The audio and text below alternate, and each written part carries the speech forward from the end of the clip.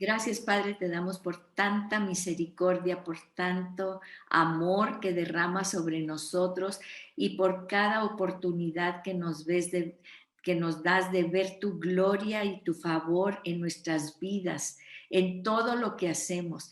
Pero todo esto, Padre, como dice tu palabra, somos nación santa, somos escogidos tuyos, pero ¿para qué? Para proclamar las virtudes de aquel que nos llevó de las tinieblas a la luz inefable. Gracias, Padre. Gracias, Señor.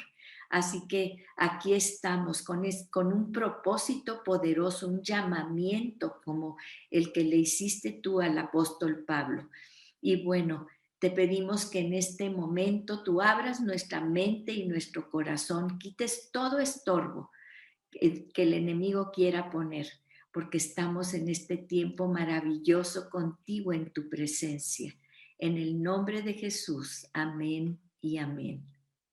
Muy bien, vamos a seguir ahora con el capítulo 4 de Gálatas. Y bueno, siempre que empezamos un capítulo hacemos un poco de recolección, vamos a ver de dónde venimos, qué es lo que hemos estado viendo en Gálatas, ¿verdad?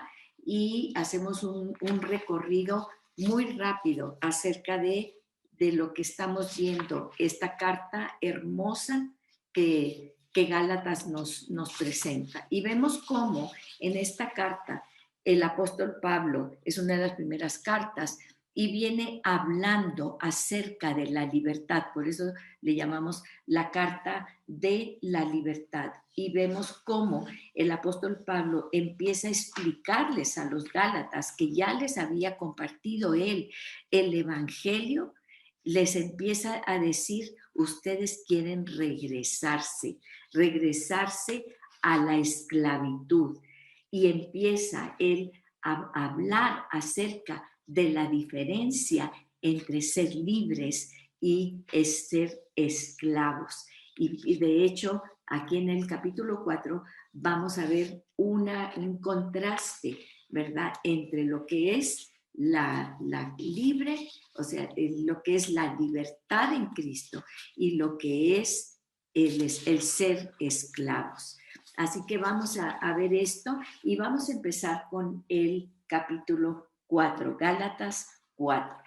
Y vemos aquí que dice, digo pues, o sea, de todo lo que ha estado hablando, digo pues, mientras el heredero es menor de edad, aquí nos está hablando de una situación de familia. Fíjense cómo toma la cuestión de la libertad en Cristo y lo compara con la ley, con la esclavitud de la ley. Si ustedes se acuerdan, ya vimos el tiempo, la línea del tiempo, en donde a Abraham, la primera promesa que se le hizo fue a Adán y a Eva, que vendría una simiente que aplastaría la cabeza.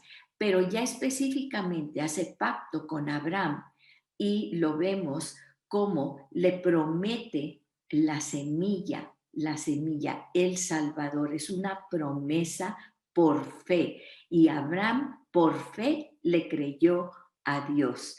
Y luego después, mucho tiempo después, 400 y pico de años después, viene la ley. ¿Cómo viene la ley? Después de una esclavitud de 400 años en Egipto, los lleva al monte Sinaí. ¿Dónde queda el monte Sinaí? En Arabia. Y allí es donde le da la ley a Moisés, ¿verdad?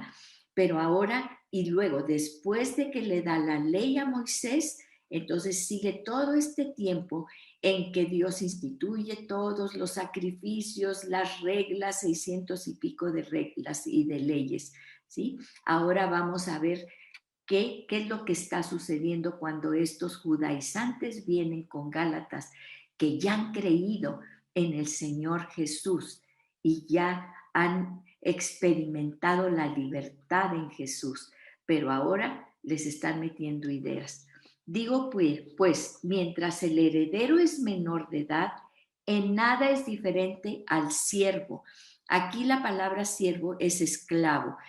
Vamos a ver, en esta versión dice siervo, pero es igual como si dijéramos esclavo. Dice, en nada es diferente al esclavo, al siervo, aunque sea el dueño o el señor de todo, pero no ha tomado su lugar, fíjense, sino que está bajo guardianes y tutores hasta la edad señalada por el Padre.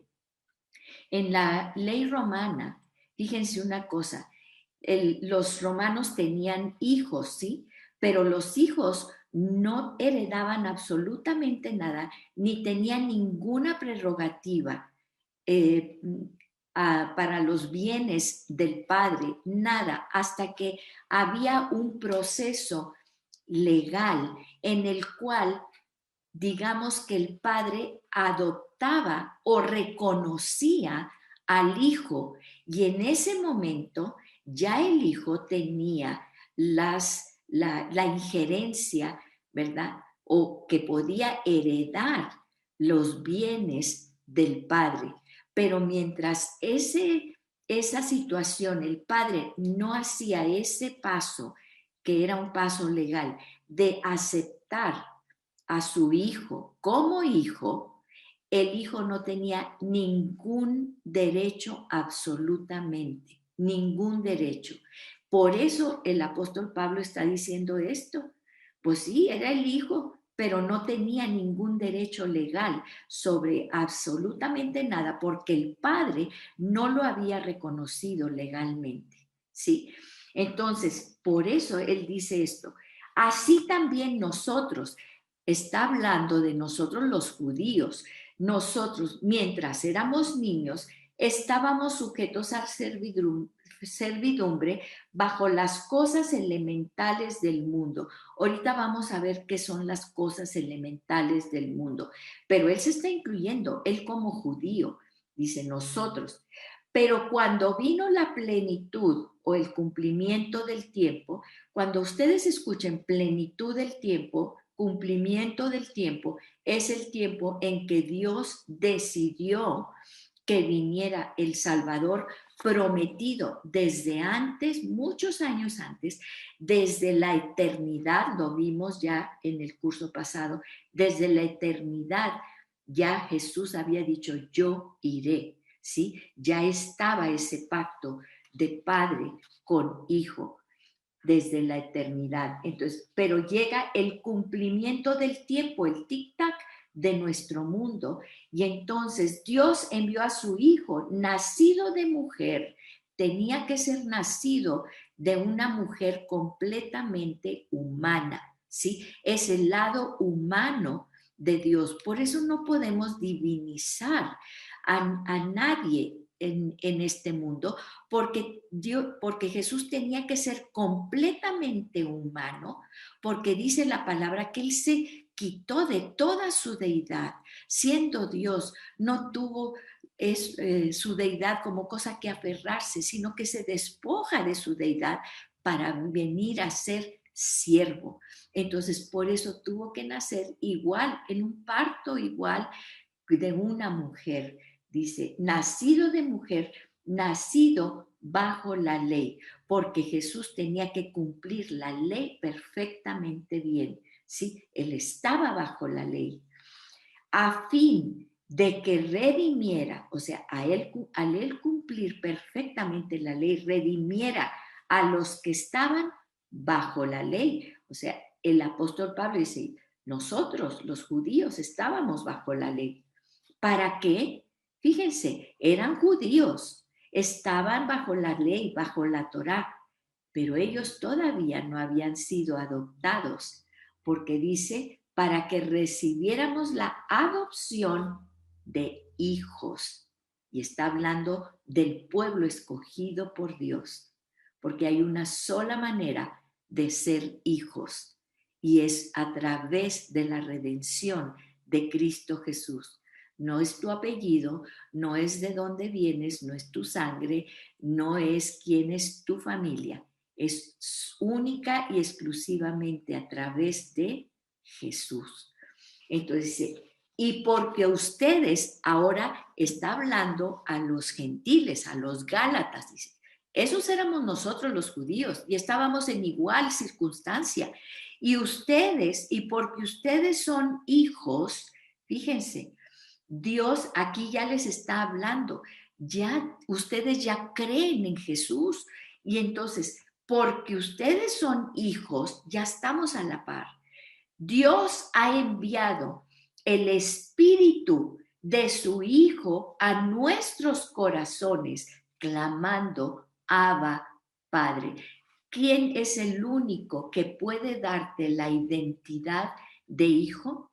Es el Espíritu Santo de Dios, que te permite decirle, ¿cómo sé yo que soy hijo de Dios?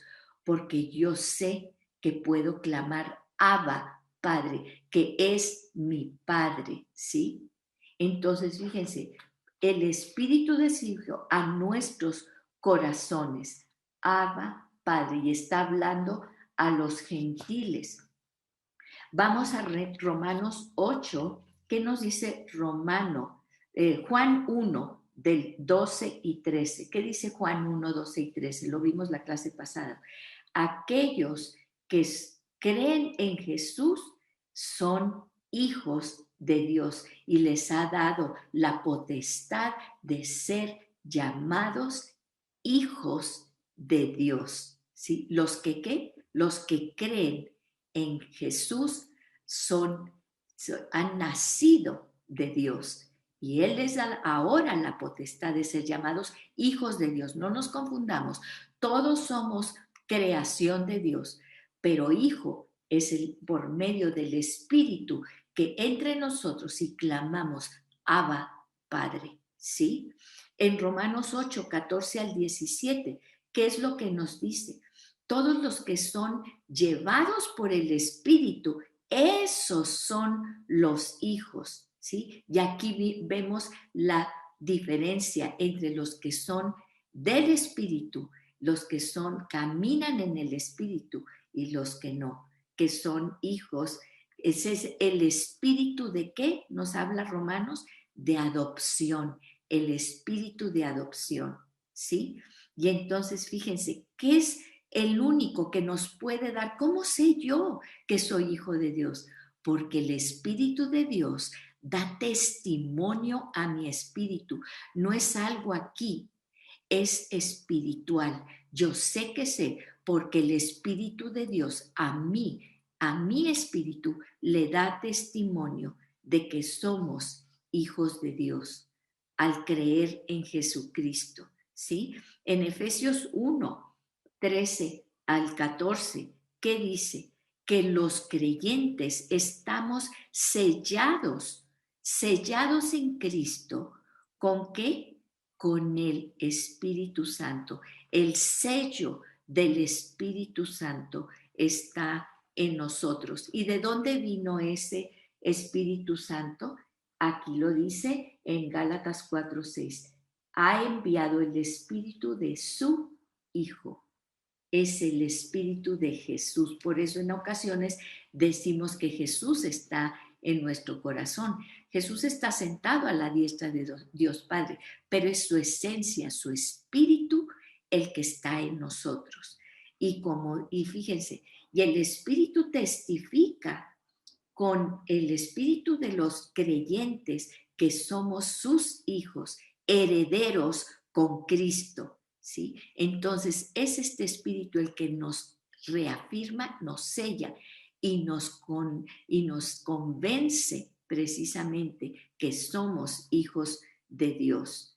Entonces, como somos hijos de Dios, ahora sí somos herederos, porque ahora sí el Padre, de lo que hablaba aquí el apóstol Pablo, ahora sí el Padre nos reconoce. Por eso, fíjense lo que dice en el 8, dice, pero en aquel tiempo, cuando ustedes no conocían a Dios, ¿sí? Estábamos lejos de Dios, no lo conocíamos, conocerlo, oíamos de hablar de Dios, sí, todos hemos oído hablar de Dios, pero no lo conocíamos, ¿sí? Fíjense, esta palabra conocer es una palabra tan importante porque muchas veces se usa en una relación muy íntima. Ustedes saben que en la Biblia dice cuando el esposo conoció a la esposa, etcétera. ¿Qué quiere decir? Tuvo relación muy íntima. Obviamente aquí está hablando de la cuestión espiritual. Entonces, conocer a Dios es no ir a hablar de Él, es tener esa relación íntima con Él. Dice, no conocían a Dios, eran siervos, eran esclavos de los que por naturaleza no son dioses.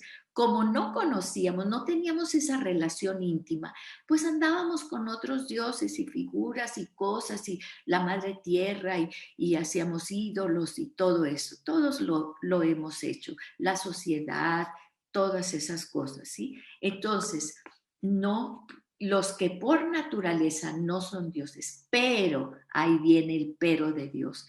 Pero ahora que conocen a Dios, o más bien, fíjense esto, son conocidos por Dios. ¿Qué nos está diciendo aquí? Ahora lo conocemos, tenemos una relación íntima con Él, pero ¿qué tiene que suceder? Dios reconocernos legalmente como sus hijos. Dice, o más bien que son conocidos por Dios. ¿Cómo es que, o sea, ya Dios ya los aceptó, ya los reconoció como hijos, ya son herederos con Cristo?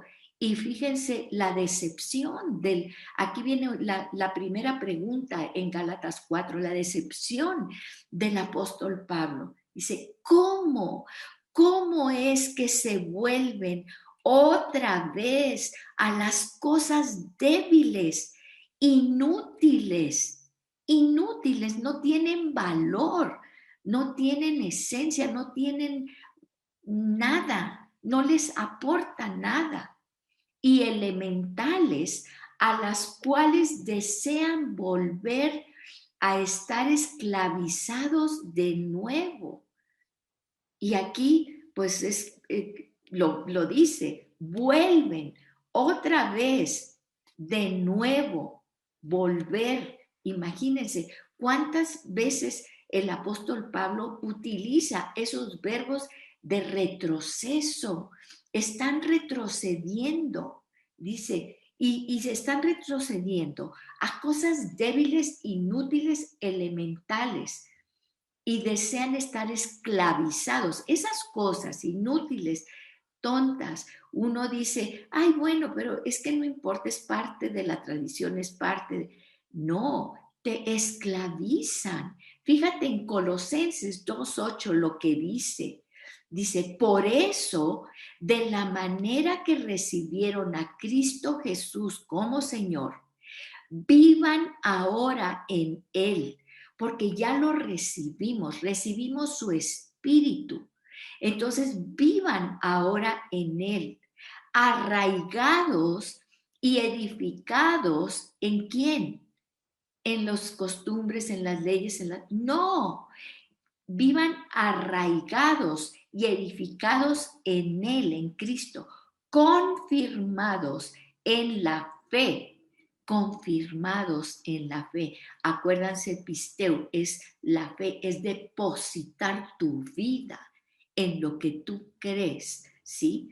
Dice, arraigados y edificados en Él, confirmados en la fe, como se les enseñó. Fíjense, les está hablando a los colosenses. Esto era algo muy común en las iglesias que el apóstol Pablo había fundado, las primeras iglesias cristianas, ¿sí? Y por lo visto estamos viendo la misma situación. Qué fácil era que empezara la gente a escuchar otras voces. Y fíjense, dice, y confirmados en la fe como se enseñó y llenos de gratitud. Nuestro corazón rebosa de gratitud. Dice, cuídense, y aquí viene lo que nos está hablando, cuídense que nadie les cautive Cautivar, ya vimos que es un verbo, es como embrujar, ¿sí? Como nos empiezan a lavar el cerebro. Dice, nadie los cautive con la vana y engañosa filosofía. Es toda una filosofía, dice, que sigue ¿qué? Las tradiciones humanas. Esa es lo que cautivaba a los Gálatas, a los colosenses. Es una vana y engañosa filosofía que sigue tradiciones humanas o en la carne, la que va de acuerdo a los principios de este mundo y no conforme a Cristo. Entonces, todas esas cosas que son vanas, engañosas, esa filosofía que sigue las tradiciones humanas, esas son de acuerdo a los principios de este mundo, no a los principios del Señor, no a los principios conforme a la nueva manera de vivir en Cristo, no a los principios espirituales, sino a los principios carnales. Y eso les estaba diciendo, ¿y ustedes quieren regresar a esa esclavitud? ¿Cómo es posible? Si ustedes ya conocieron a Jesús, el Espíritu mismo de Jesús. Y dice, fíjense, y aquí el apóstol Pablo les dice, ¿quieren pruebas? Ustedes, dice, le está diciendo a los gentiles, ustedes observan los días, los meses, las estaciones y los años. ¿Qué quiere decir esto?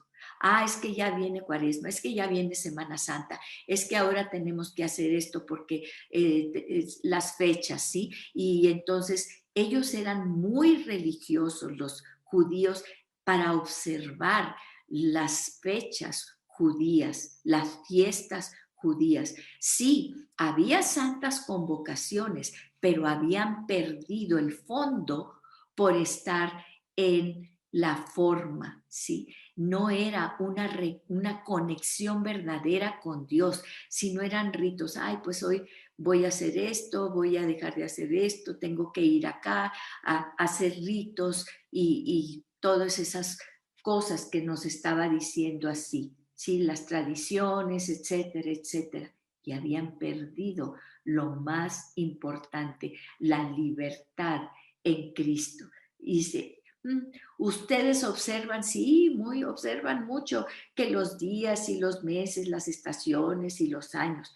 Y él dice, todo eso yo temo que quizá he trabajado en vano por ustedes. ¿Qué les estaba diciendo? Que él les había presentado el Evangelio y que todo lo que estaban haciendo no tenía nada que ver con el Evangelio, con las buenas nuevas de Jesucristo el Salvador. Eso era lo que les estaba diciendo. Entonces síganle con eso, no les va a servir de nada. Eso era lo que es en vano. Es en vano. Y lo dice aquí, imagínense. Dice, de cosas débiles, inútiles, sin valor, elementales. Imagínense lo que les estaba diciendo. Y ahora, en el 12, ya ven cómo dice Gálatas insensatos. Fíjense cómo en el 4, el apóstol Pablo, dice, les ruego, hay un cambio de tono, ¿sí? Y dice, después de todo lo que he hecho ha sido en vano y ustedes siguen con sus cosas, ¿sí? Pero luego que viene en el 12, como siempre, viene el juicio y el amor y la misericordia de Dios. Y Dios mueve el corazón del apóstol Pablo y les dice en el 12, les ruego, fíjense ahora, les ruego, hermanos, háganse como yo también me he hecho como ustedes, ningún agravio me han hecho. ¿Qué quiere decir? Todos estamos, yo no soy superior por ser judío, yo no soy superior porque sé más, no, todos somos iguales, todos estamos bajo la gracia de Dios. yo sé muchas leyes, yo sé mucha Torá, yo me la sé de memoria, ¿sí? Pero yo me he hecho como ustedes, soy un simple pecador. Pero ahora yo les digo que ustedes se hagan como yo. Fíjense, pero saben en el 13 que fue por causa de una enfermedad física que les prediqué el Evangelio la primera vez, o les anuncié las buenas nuevas la primera vez. Aquí no sabemos exactamente a qué se refiere el apóstol Pablo. Sabemos que había, pues tenía una enfermedad, pudo haber sido, no nos dice la palabra de Dios, pero aparentemente había caído enfermo y se había quedado ahí en Galacia, en esa área, y les había predicado, porque él estuviera como estuviera, hiciera lo que hiciera, él siempre estaba predicando y anunciando las buenas nuevas.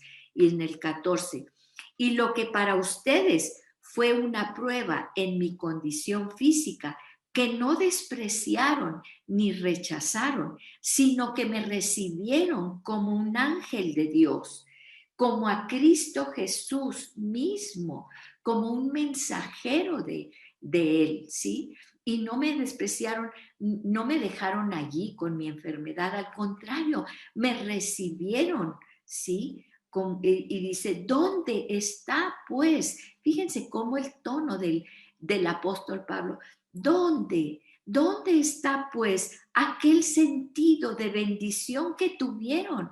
Porque cuando ustedes recibieron eso, es el Evangelio, las buenas nuevas, creyeron en Jesús, recibieron el Espíritu, ¿dónde está aquel sentido de bendición que tuvieron? Pues testigo soy en favor de ustedes. A mí me consta cómo Dios obró en sus corazones en favor de ustedes, de que, de ser posible, si hubieran sacado los ojos, me los hubieran dado. Por eso hay gente que dice que probablemente fue una afección en sus ojos, ¿verdad? Que fue algo que enfermó y ahí lo tuvo. Dice, yo soy testigo de eso que ustedes vivieron. Dice, me he vuelto, por tanto, enemigo de ustedes al decirles la verdad.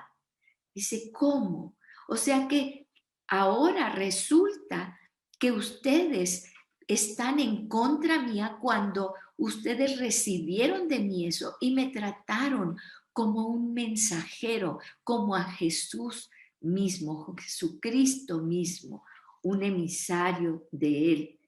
¿Y por qué? Aquí fíjense bien lo que dice, por decirles la verdad.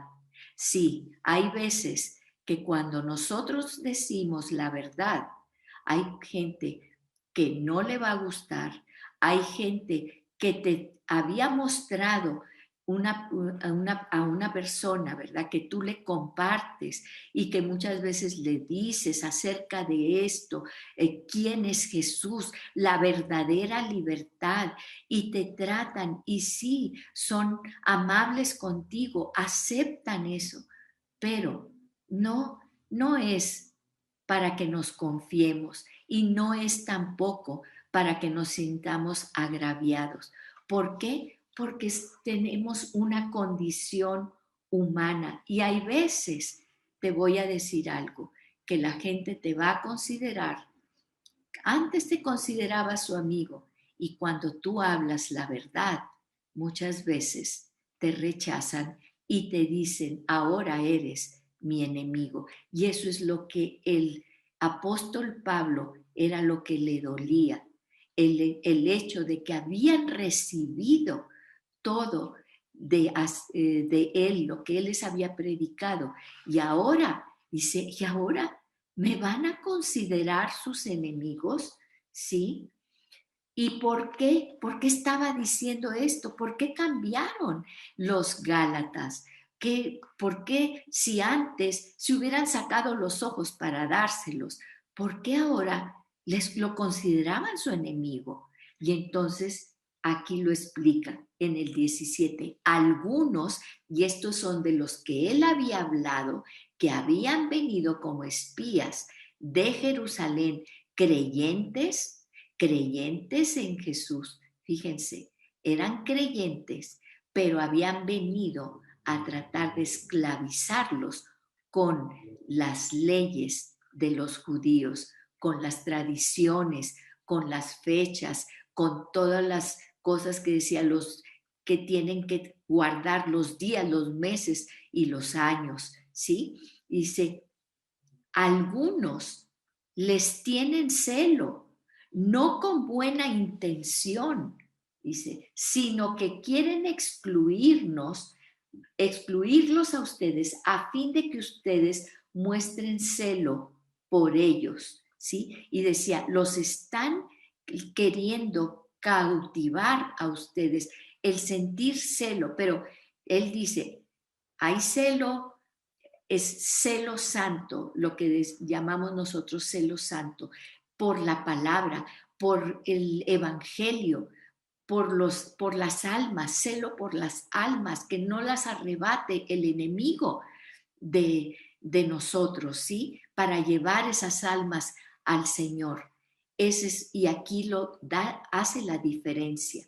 Sí, debemos tener celo por las almas, pero ellos, el celo que tienen no es con buena intención. El celo es quitarlos de lo que yo les he enseñado para que a que ustedes les hagan caso a ellos, no al Señor, no a Dios, sino a ellos. Y dice, fíjense lo que dice en el 18, es bueno mostrar celo, porque el apóstol Pablo aquí está mostrando celo por ellos.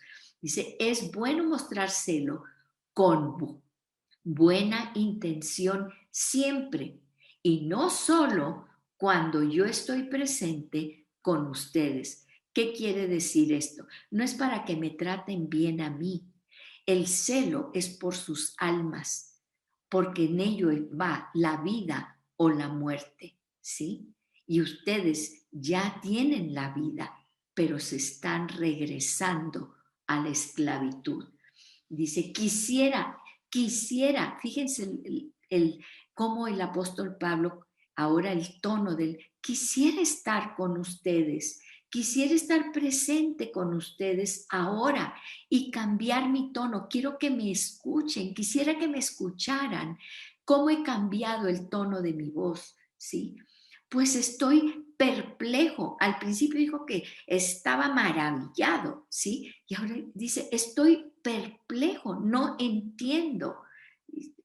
En cuanto a ustedes, díganme en el 21, díganme, los que desean estar bajo la ley, ¿no oyen a la ley? Y aquí es algo muy importante, porque muchas veces nos imponen leyes y ni siquiera sabemos, ni las hemos leído, ni sabemos lo que dicen. Y ahí vamos como obedeciendo la gente que nos habla acerca de las leyes. Y ahorita quiero hacer un paréntesis porque se acaba de proponer una nueva constitución para nuestro estado, ¿sí? Tenemos que informarnos qué dice esas nuevas leyes, qué dicen, ¿sí? Porque el apóstol Pablo aquí está diciendo, quieren seguir las leyes y ni siquiera las saben, ni siquiera saben cuáles son esas leyes, ¿sí? No oyen a la ley, pues quieren estar bajo la ley y ni siquiera la han leído, ni saben de lo que se trata. Fíjate cómo esto nos puede llevar tan fuera de la voluntad de Dios. Y entonces él regresa a la Torá, porque él era un experto en la Torá, pero ahí mismo venía esta libertad que los hombres habían tergiversado y que estaban tratando de imponer por medio de tradiciones y de cosas que no tenían nada que ver con el Evangelio, porque desde Abraham viene la promesa de la libertad por la fe. Y dice, díganme, porque está escrito que Abraham tuvo dos hijos, uno de sierva y otro de la libre, ¿sí? Pero el hijo de la sierva nació según la carne y el hijo de la libre por medio de la promesa. Y vamos a ver aquí en Génesis 17, del 15 al 27, lo que nos está diciendo el apóstol Pablo. ¿Qué es lo que nos está diciendo? Pues ellos obviamente eran gentiles, entonces les está mostrando lo que viene en la ley que les querían imponer, pero que era una manipulación. Y vamos a Génesis 17, Génesis 17 del 15 al 27. Y dice así.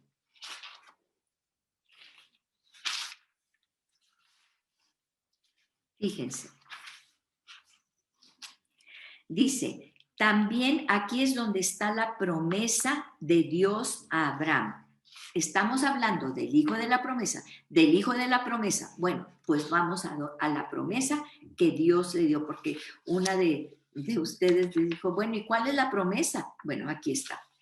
Es del 15, dice, también le dijo Dios a Abraham, a Sarai, tu esposa, ya no la llamarás Sarai, sino que su nombre será Sara. Yo la bendeciré, fíjense, le dijo a Sara, porque Dios bendice no nada más a Abraham, al matrimonio, a la pareja. Dice, yo la bendeciré y por medio de ella te daré un hijo. Tanto la bendeciré que será madre de naciones. Esta es la promesa de Abraham.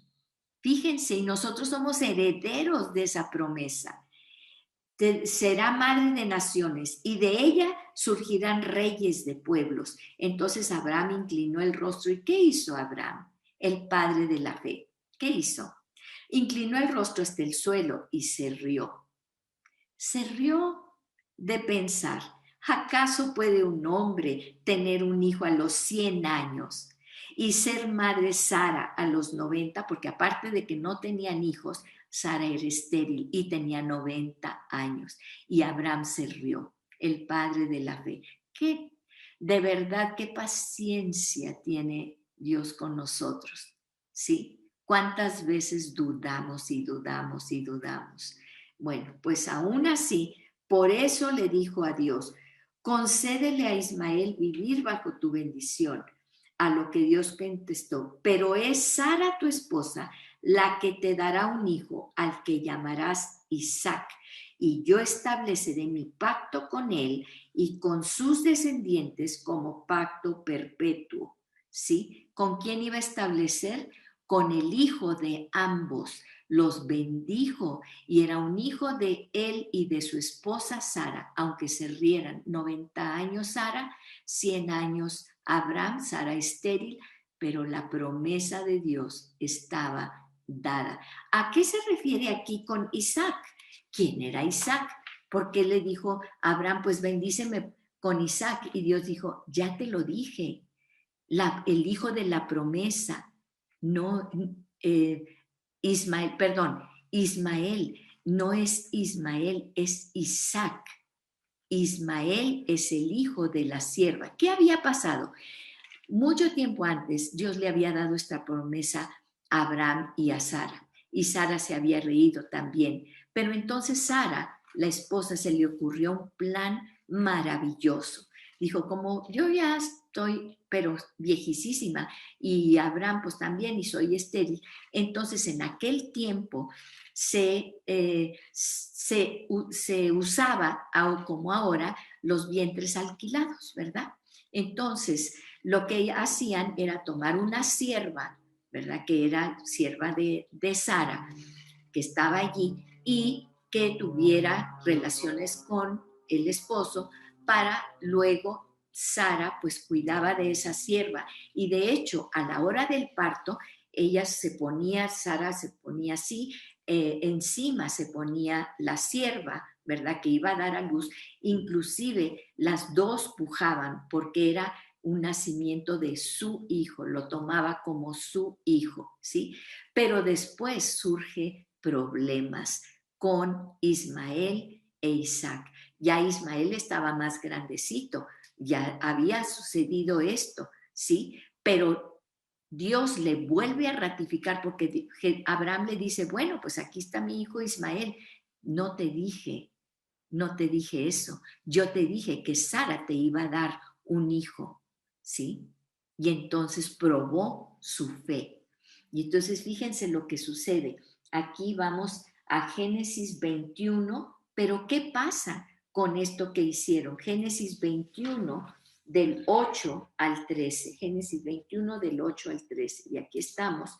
Y entonces, ¿qué sucede? Dice, el niño Isaac creció y fue destetado. Acuérdense que tenía pues ya un hermano, ¿verdad? Que era Ismael. Ese mismo día, cuando fue destetado Isaac, ¿sí? Abraham hizo un gran banquete, ¿verdad? Pero Sara se dio cuenta que el hijo de Agar, la egipcia, porque la que era que servía allí a Sara, era la sierva de Sara, era egipcia, ¿sí? Era egipcia, fíjense muy bien. Dice, le había dado a Abraham dice, que el hijo que Agar la egipcia le había dado a Abraham, o sea, no era hijo de Sara, se burlaba de su hijo Isaac. Entonces, fíjense muy bien, ¿qué es lo que está sucediendo? El hijo de la esclava empezó a burlarse, y aquí dice, a tosigar, ¿sí? A menospreciar, pues claro, porque le había quitado el trono, ¿sí? A Ismael. Él por 13 años había sido el único hijo de Abraham, que era un hombre muy rico y tenía muchas cosas y todo. Y ahora había venido un hermanito. Y ese día, entonces Sara se da cuenta que hay una opresión sobre su hijo Isaac por parte del hijo de la sierva Agar. Había sido su idea, ¿sí? Ah, qué buena idea cuando se nos ocurre ayudarle a Dios. Y entonces, ¿qué le dice a Abraham? Dice, echa de aquí a esa esclava y a su hijo. El hijo de esa esclava jamás tendrá parte en la herencia con mi hijo Isaac. Este asunto angustió mucho a Abraham porque se trataba de su propio hijo. Pero Dios le dijo a Abraham, fíjense, no te angusties por el muchacho ni por la esclava, hazle caso a Sara, porque tu descendencia se establecerá por medio de Isaac, por el que venía la promesa, por la fe en lo que Dios le había dicho a Abraham. Y entonces, esta historia el apóstol Pablo la utiliza para hacerles ver a los Gálatas que estaban perdiendo su identidad. Ellos eran hijos de la promesa que se le había dado a Abraham del redentor del mundo, y que ahora eran coherederos con él. Fíjense, después de todo eso, pero el hijo dice, el hijo en el 23, Gálatas 4:23, pero el hijo de la sierva nació según la carne, claro, con los esfuerzos, ¿verdad?, de Sara, y Abraham también muy complaciente, y el hijo de la libre por medio de la promesa, porque inclusive dice aquí en la palabra de Dios que el espíritu entró en Sara para que pudiera concebir, porque por la carne nunca iba a poder concebir Sara, ¿sí? Y Abraham mismo dice, este cuerpo está muerto, ¿cómo voy a concebir? ¿Sí? Por el poder del Espíritu Santo. Dice, esto contiene una alegoría, pues estas mujeres son dos pactos. Uno procede del monte Sinaí. ¿El monte Sinaí dónde está? En Arabia, ¿sí? Donde fue dada la ley, donde Moisés subió y le dieron los 10 mandamientos, Dios. Dice, que engendra hijos para ser esclavos de la ley de Moisés. Este es Agar, ¿sí? Este es Agar. Dice, ahora bien, Agar es el monte Sinaí en Arabia y corresponde a la Jerusalén actual porque ella está en esclavitud con sus hijos. ¿Qué era lo que estaba pasando en ese tiempo? ¿Sí? Eran esclavos, estaban bajo el dominio del Imperio Romano, eran esclavos. Dice, sí, ahí está Jerusalén, ¿sí? Somos esclavos en la Jerusalén terrenal. Dice, pero, ahí viene el pero de Dios, pero la Jerusalén de arriba, la Jerusalén de arriba es libre y esta es nuestra madre. ¿Qué es lo que está diciendo? Nosotros no somos de este reino, ¿sí? Hay un reino superior y habla aquí porque en Apocalipsis dice que va a bajar la Jerusalén y va a ser una nueva Jerusalén y va a ser una nueva tierra y reinaremos y reinaremos con el Señor, ¿sí? De eso está hablando. Sí, usted es la Jerusalén ahorita, sí, está aquí bajo el dominio, sí, está esclavizada, pero la Jerusalén de arriba es libre.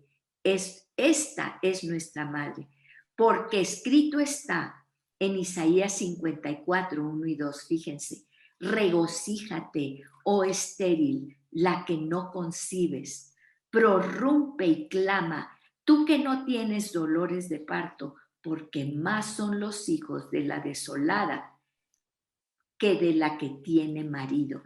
¿Qué les estaba haciendo? Fíjense, acuérdense que toda profecía tiene su cumplimiento en ese momento y en el futuro.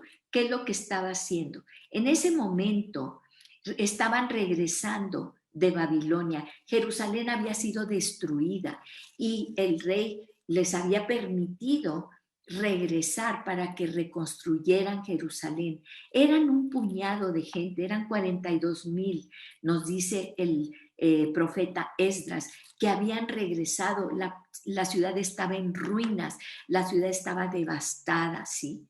Pero ahí viene en el decreto, ¿verdad? Del rey les dice que pueden regresar. Y dice, y tú vas a regresar. Y mira cuántos son, están diezmados, son tan poquitos, ¿sí? Y vienen arrastrando, no han crecido en la población, apenas son un puñado, pero dice, regocíjate tú, oh estéril, la que no concibes, prorrumpe y clama, tú que no tienes dolores de parto, porque más van a ser los hijos tuyos de la desolada que de la que tiene marido. Y ustedes, hermanos, como Isaac, son hijos de la promesa. Y después en Isaías 54 sigue, va diciendo, ensancha tus estacas, porque yo te haré multitud. Y vemos cómo en el futuro, después vamos viendo esa profecía, esa promesa, como el pueblo de Israel se va engrandeciendo y va siendo cada vez más. Y lo vemos como una promesa de Dios desde siempre, porque lo mismo pasó cuando estaban en Egipto, que los prosperó tanto que el faraón los quiso esclavizar porque se asustó. Y así fue, regresaron un puñado de los que regresaban del cautiverio de Babilonia, pero Dios los prosperó y los prosperó y los prosperó. ¿Y cuál es la promesa para nosotros? Vamos en el 29. Pero así como entonces el que nació según la carne persiguió al que nació según el Espíritu, así también sucede ahora. Era lo mismo que estaba sucediendo. Estaban oprimiendo la libertad en Cristo. La carne a nosotros, a ti y a mí, nos oprime. Y como por medio de esas tradiciones, de esas cosas que nos meten muchas veces en la cabeza, ¿sí? ¿Y qué es eso? Opresión de la carne. Pero ¿qué dice la Escritura? Echa fuera a la sierva y a su hijo, pues el hijo de la sierva no será heredero con el hijo de la libre. Entonces, si tú te esclavizas nuevamente, si tú regresas a la esclavitud, En lo que quedó de dinero. entonces, ¿qué es lo que va a suceder? Si tú regresas a la esclavitud, vas a perder tu herencia, porque no heredará dice, el hijo de la carne. ¿Ustedes creen que a Abraham no le dolió que su hijo, lo acabo de leer, no le dolió, era su hijo Ismael, ¿sí? Tuvo que soltar su carne, era hijo de su carne, porque era hijo de él y de Agar, pero él tuvo que soltar su carne, ¿sí? Dios no permitió, después bendijo a Ismael y todo eso, ¿sí? Pero él tuvo que soltar su carne. Tenemos que, por eso dice la palabra de Dios, que somos herederos y coherederos con Cristo Jesús, siempre y cuando padezcamos. Y ahí es donde decimos, ay, ¿por qué tiene que ser eso? También que íbamos, que somos herederos y coherederos con Él de toda la gloria y todo. Dice, sí, padecemos juntamente con Él. ¿Por qué? Porque Él tuvo que crucificar su carne. Abraham tuvo que soltar su carne. Nosotros tenemos que soltar nuestra carne, porque nunca nuestra carne, por nuestras fuerzas, con nuestra inteligencia, con lo que nosotros somos, nunca heredaremos. Vamos a heredar por el Espíritu que da testimonio a nuestro espíritu de que Cristo es nuestro Salvador, única y solamente. No volvamos a a los rudimentos, a estas cosas que ya leímos en Colosenses. Dice, así que, hermanos, no somos hijos de la sierva, somos libres, somos hijos de la libre. Somos hijos de la libre. Hemos sido libertados. Al que el Hijo libertare será verdaderamente libre. No volvamos a la esclavitud. Gracias, Señor, te damos en esta mañana. Te pido que selles con el Espíritu, ese sello del Espíritu Santo. Libéranos, Padre. Ayúdanos a liberarnos de todas estas cosas en la sociedad, en el mundo alrededor, que nos atan y nos quieren esclavizar de nuevo, porque no es por nuestras fuerzas, es solamente tú, por tu gracia, por tu misericordia, por esa intimidad contigo, Padre, que somos hechos hijos tuyos. En el nombre poderoso de Jesús. Amén y amén.